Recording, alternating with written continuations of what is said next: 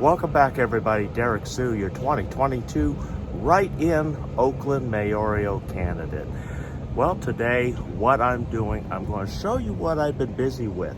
This is something that no other homeless camp that I can think of has, and that's running water and hot running water. And so this is a hot water maker right here. It's instant hot, and what it is, it's for camping and also for outdoor use. So that's why this is mounted outdoors. And so this is a great accessory, not only just to have hot water to wash your pet or wash the kids, or having just outside of a mud room so they can remove dirt with hot water instead of just using the faucet. It's really easy to hook up.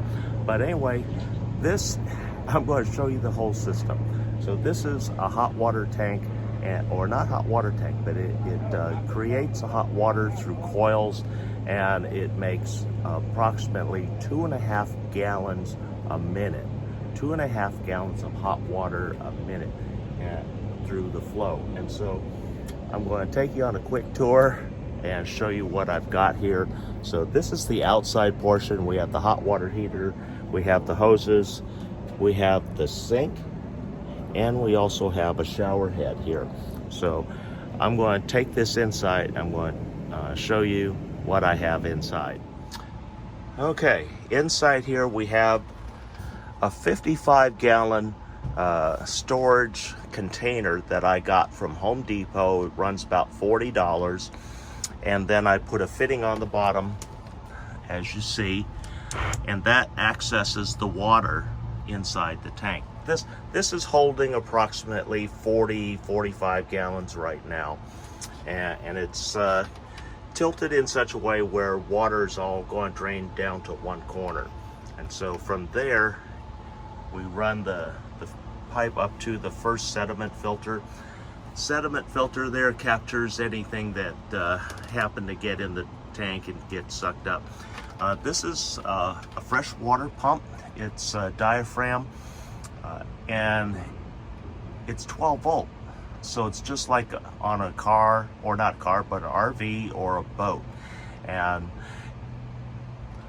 it pumps up to 5.5 gallons of water every minute. So that's a pretty good volume. Right now I'm going to add a second one on there because I want to be able to pressurize to wash my solar panels off on the roof. So I need more pressure and more volume of water to create that. But this pump is supposed to pressurize the system to 70 psi. But once you open the faucets, the power or the pressure drops way down, and so going from 70 down to about 10-15 psi, which is more than enough in most cases. So we're going to go back outside, and I'm going to show you how everything works. Okay, now we're back outside. We're here at the sink. Everything's hooked up. I have a switch on the wall which turns everything on and off, and that way the system's not operating at night when I'm asleep, so it doesn't need to. But then what's nice, all I have to do is turn the faucet on, and then the water starts flowing. This is the cold water side, so nothing new there. But then watch this. This is hot water. You see, that came on, and it's telling us the temperature of the water coming out. So right now we're up to 91, 93 degrees, 95 degrees, 97. So it's coming up, comes up really quick, and it's hot. And so one of the nice things, I also have this shower head, and all I have to do is just like that.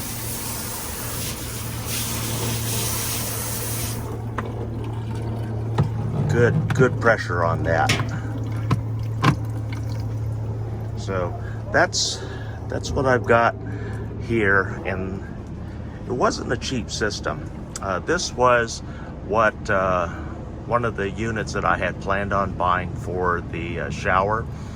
the community shower. But now that we don't have folks here, and also the city of Oakland restored our shower service and laundry service. It's we kind of get the broken down trailer, and so there's still some issues with that, but this allows me to have the option of taking a hot shower on my own and also washing my dog right here in this area.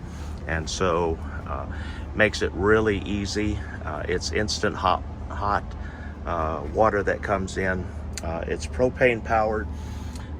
Right now it's a little disappointing because it's not solar, but that's because I don't have enough solar panels up on the roof yet. And so that's the other thing about the system here.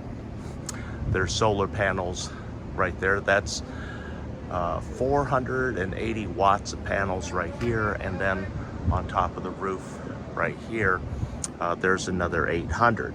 So there's some electricity, and it's nice having things here. And oh, I moved my water cooler and InstaHot unit out here. So I'm also powering this. This is going right now. As you can see, the lights are on. There's the red light. There's the blue light for the cold water. Can't really see the screen there, but it's plugged in and it's got hot and cold water instantly available. So I have that, and that water comes from Crystal Geyser Arrowhead jugs that I fill and put on that dispenser.